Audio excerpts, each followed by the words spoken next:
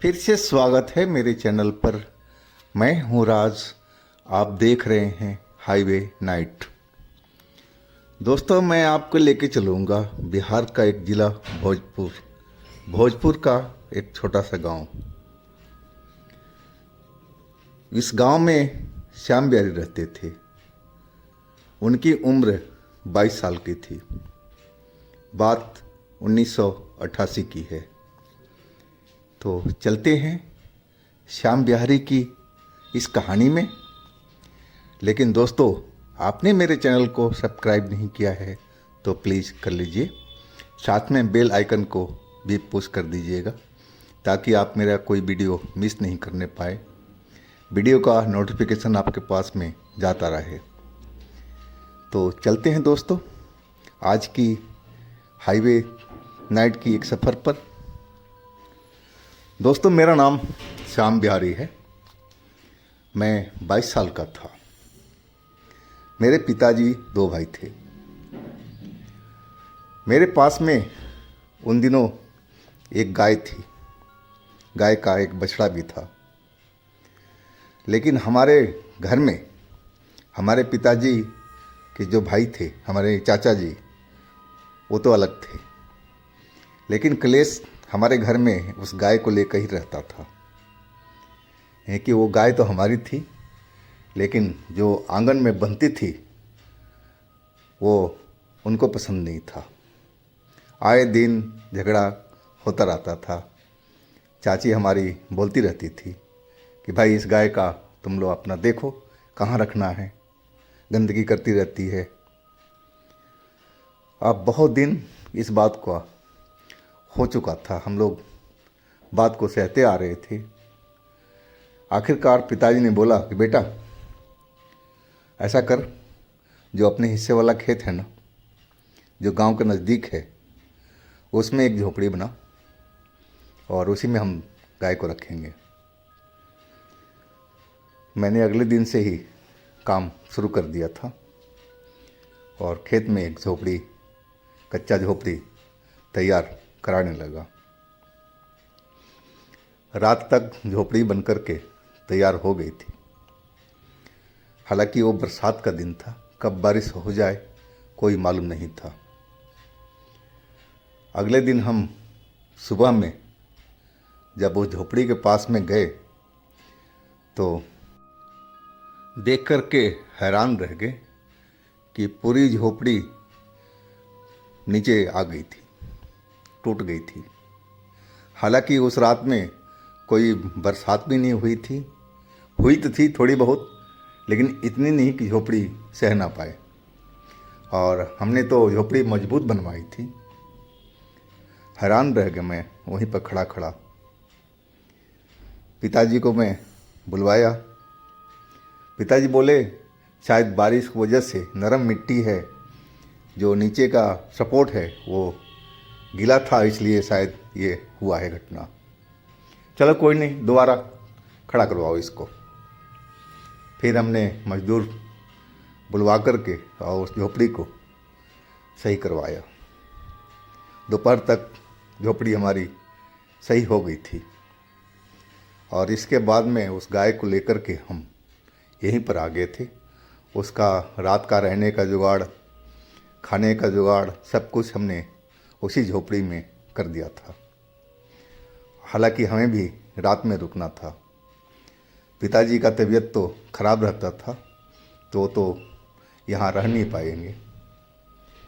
तो सब कुछ मैंने अपना बोरिया बिस्तर जो भी था, अपना रात में रुकने का लालटेन फालटेन सब कुछ लेकर के रख लिया था। वो गाय थी, वो मुझे बहुत मांगती थी। मैं उसको एक आवाज़ दे दूं तो मेरी तरफ दौड़ी चली आती थी। बहुत दिन से थी हमारे पास में।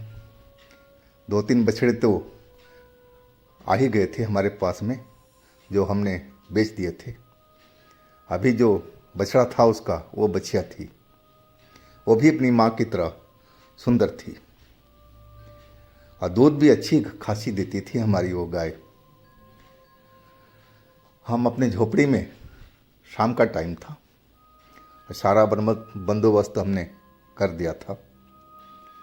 रात का जो भी हमारा खाना पीना था मैं ले आकर के रख दिया था कि मैं पढ़ाई भी करता था और पढ़ाई करने के बाद में 10 बजे के आसपास में खाना खाता था।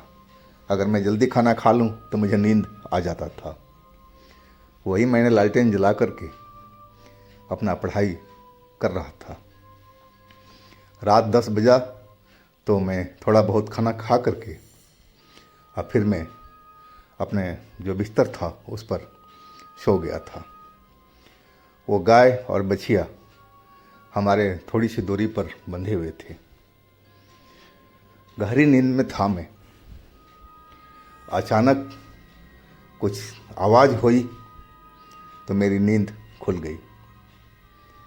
मैंने देखा कि जो गाय थी जो बैठी हुई थी और बछिया वो दोनों खड़ी हुई और मेरी तरफ देख रही थी। लालटेन जल रहा था और डरी हुई दिखाई पड़ रही थी।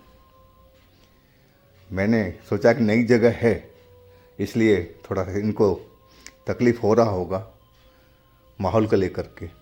मैंने उनको पुचकारा, चलो कोई नहीं, सो जाओ, आराम कर लो, मैं यहीं पर हूँ ना, डरो नहीं। लेकिन वो बैठी नहीं, ना सोने की कोशिश की। वो मेरी तरफ देख रही थी।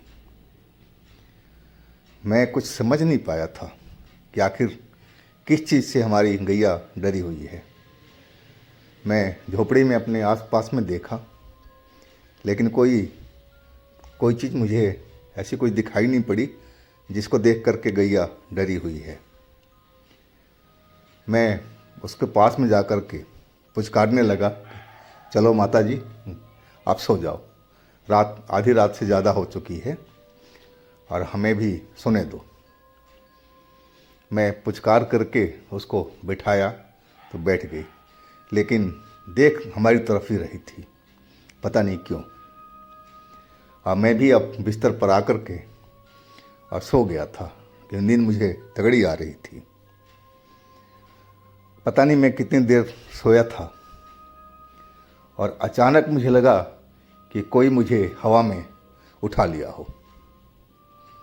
मेरी नींद डर से खुल गई और मैं जब अपनी आंखें खोला तो देख करके मैं पसीने पसीने हो गया था। डर के मारे कांपने लगा था कि एक काला सा आदमी और मुझे वो बिस्तर से उठा लिया था, अपने हाथों में, दोनों हाथों में मुझे हवा में टांग रखा था।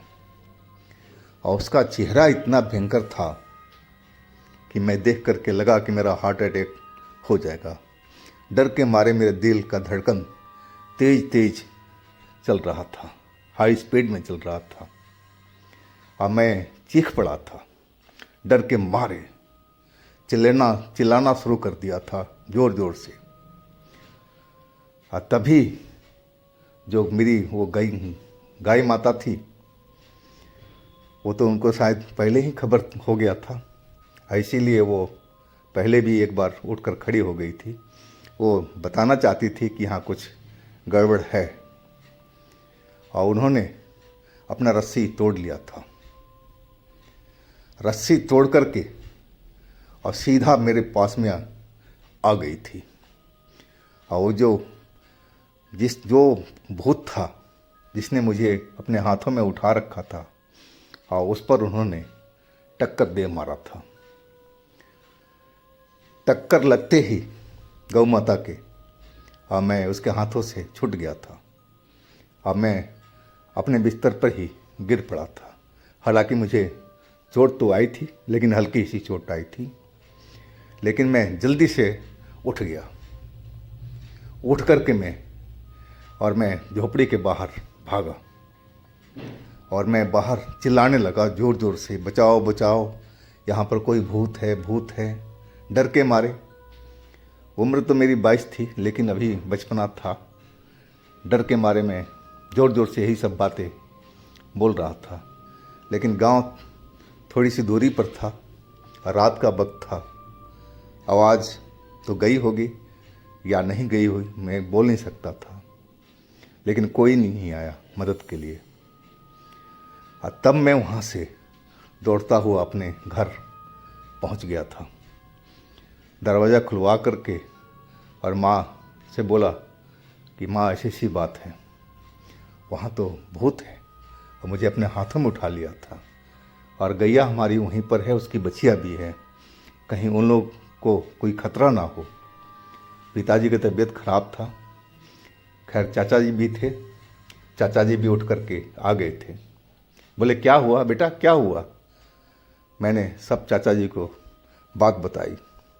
चाचा जी बोले चल, मैं चल रहा हूँ। वो पहलवान टाइप के थे, डरते तो बिल्कुल भी नहीं थे। अपना लठ उठा लिया और टॉर्च ले लिए।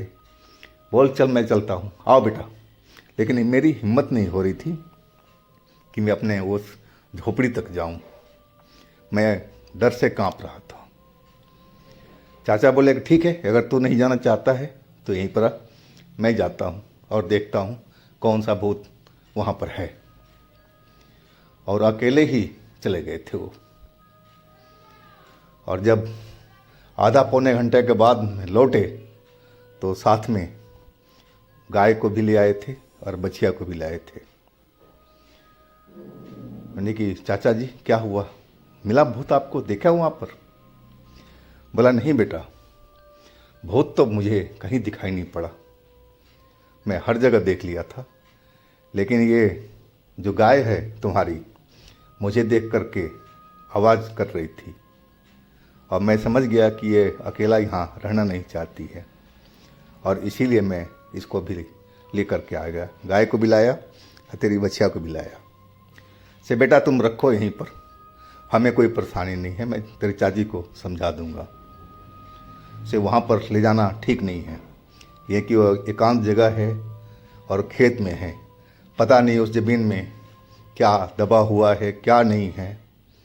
अब तू तो झूठ बोलेगा नहीं, तुझे मैं वहाँ पर अब भेजूंगा नहीं रात में सोने के लिए।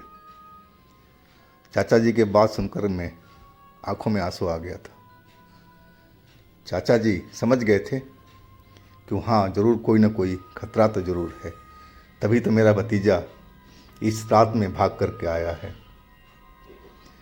तो दोस्तों ये थी आज की कहानी श्याम बिहारी जी का। अगर आपके पास भी अपनी कोई स्टोरी है, इस तरह की कोई याद बीती है, कोई घटना है, तो हमें इंस्टाग्राम पर बताइएगा, मैसेज कीजिएगा और मेरे व्हाट्सएप नंबर भी कीजिएगा। और दोस्तों मेरे चैनल को सब्सक्राइब कीजिएगा, लाइक कीजिएगा, शेयर कीजिएगा। मेरे दूसरे चैनल पर भी विजिट कीजिएगा, उसमें भी अच्छी अच्छी कहानियाँ भरी पड़ी हैं। लिंक मैं नीचे डिस्क्रिप्शन बॉक्स में दे रखा हूँ, तो एक बार ज़रूर विजिट कीजिएगा। फिर मैं कल मिलता हूँ दोस्तों एक नई कहानी के साथ में। आप लोग अपना ख्याल रखिएगा। नमस्कार।